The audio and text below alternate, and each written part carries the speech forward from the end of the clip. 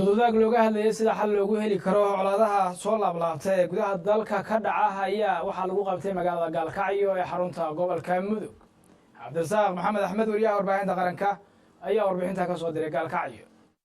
doodwadaaggan oo ahaa mid looga hadlayay sida xal waara looga gaari karo colaadaha ku soo noqnoqonaya deegaanada gobolka Mudug isla markaana ay soo agaasimeen madasha nabadda iyo isdhexgalka dhalinyarada gobolka Mudug oo gacan ka helaya hay'adda cilmi baarista iyo nabadda Puntland ee PDRC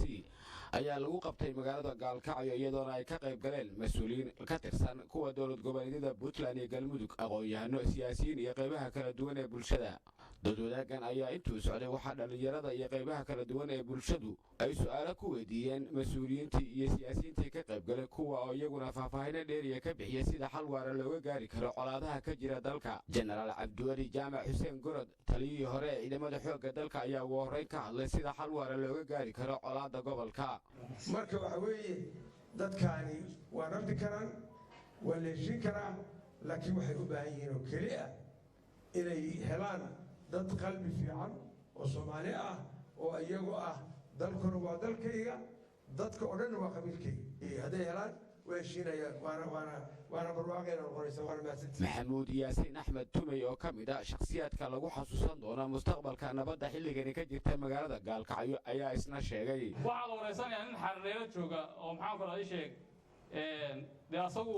raba in Gaalkacyo ka dhaco al-shabaab baa la wareysanayaa kaas wuxuu leeyahay taliye waxaan taliye ciidanka daraawiishta Puntland ama Galmudug ama hawlgelinta maxaan ku raadin sheeg cadaadiyada ka dhigaynaa ee qodob xawlaha bul markaas ka gees qabsanaysa marka saxaafaddu waagaas waxay ahayd waxa dhacday iyadoo dagaal socdo oo waliba dhinacaas goobtii halka ka socdo idaacadaha waxa ka baxayay maxaan ku raadin sheeg barnaamijyo nooc Jamaal Guutaale oo ka mid ah la taliyayaasha madaxweynaha Galmudug ayaa dardaaran u jeediyay bulshadii kulanka doodwadaagga ka soo qayb galay. waxaan rabaa inaan runtii aan hambaliyo Gaalkacyo qodobka ugu muhiimsan waxa weeyaan waxaan rabaa runtii nabadda gaaladan waxaan arkaa qofka dhinta waxay dhahaan rest in peace